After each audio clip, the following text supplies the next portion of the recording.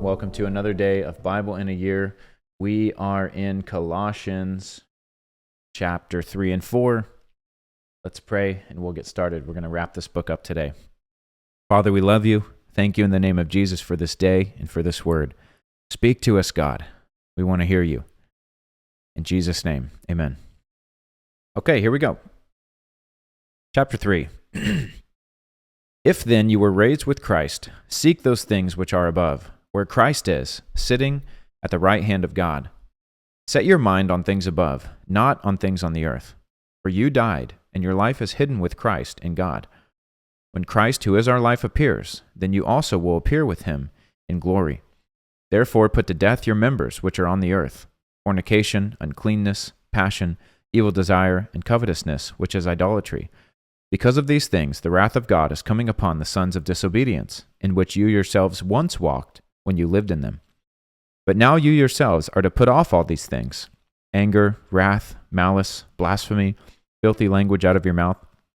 Do not lie to one another, since you have put off the old man with his deeds, and have put on the new man, who is renewed in knowledge, according to the image of him who created him, where there is neither Greek nor Jew, circumcised nor uncircumcised, barbarian, Scythian, slave nor free, but Christ is all in all. Therefore, as the elect of God, holy and beloved, put on tender mercies, kindness, humility, meekness, long-suffering, bearing with one another and forgiving one another.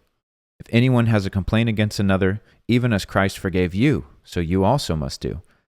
But above all these things, put on love, which is the bond of perfection, and let the peace of God rule in your hearts, to which also you were called in one body, and be thankful. Let the word of Christ dwell in you richly in all wisdom, teaching and admonishing one another in psalms and hymns and spiritual songs, singing with grace in your hearts to the Lord.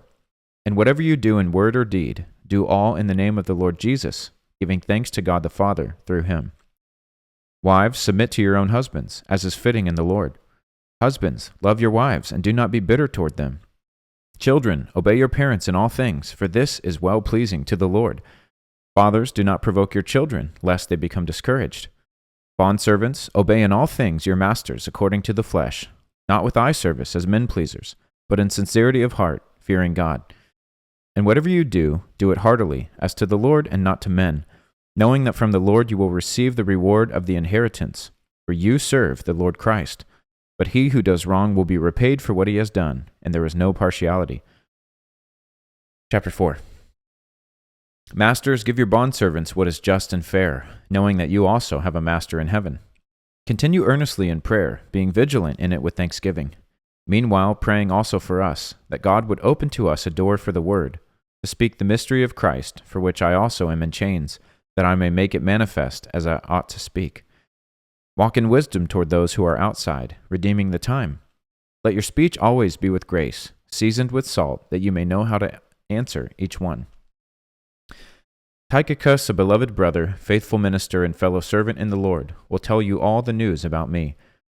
I am sending him to you for this very purpose, that he may know your circumstances and comfort your hearts, with Onesimus, a faithful and beloved brother who is one of you. They will make known to you all things which are happening here. Aristarchus, my fellow prisoner, greets you, with Mark, the cousin of Barnabas, about whom you received instructions. If he comes to you, welcome him. And Jesus, who is called Justus. These are my only fellow workers for the kingdom of God, who are of the circumcision. They have proved to be a comfort to me. Epaphras, who is one of you, a bondservant of Christ, greets you, always laboring fervently for you in prayers, that you may stand perfect and complete in all the will of God. For I bear him witness that he has a great zeal for you, and those who are in Laodicea, and those in Hierapolis. Luke, the beloved physician, and Demas greet you. Greet the brethren who are in Laodicea, and Nymphas, and the church that is in his house. Now when this epistle is read among you, see that it is read also in the church of the Laodiceans, and that you likewise read the epistle from Laodicea. And say to Archippus, take heed to the ministry which you have received in the Lord, that you may fulfill it. This salutation by my own hand, Paul. Remember my chains. Grace be with you. Amen. All right, that's it, guys. See you tomorrow for another day of Bible in a Year. God bless.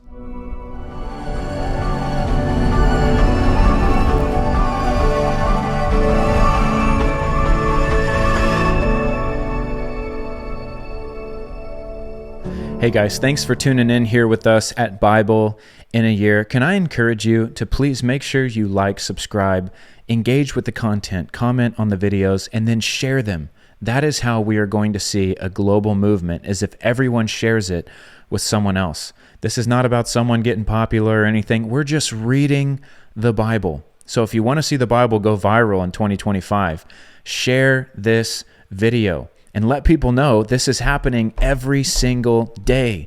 Get them involved. I also want to say this, as a prophetic act, what we're doing, this is a lot of manpower, a lot of time. I'm a busy guy. I travel a lot, over 60,000 miles a year, running a ministry, Promise Keepers, a national men's ministry. We're putting on events. We do a live weekly Zoom every Wednesday night for the guys. I lead local groups here at home. I'm just saying, I don't need more things to do, but this was on my heart. This was important. And it's not just me doing this. We have an entire team that is making sure emails go out, that is tracking all the data, that is clipping this up, that is editing and uploading and taking care of all the logistics that you don't see behind the scenes, doing the marketing, doing the PR.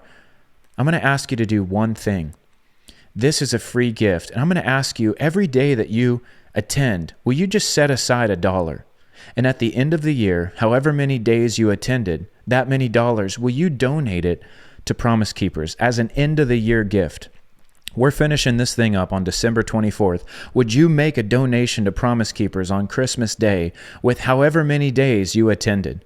If people around the world did that, we would be able to continue providing free resources just like this. I want you to think about this.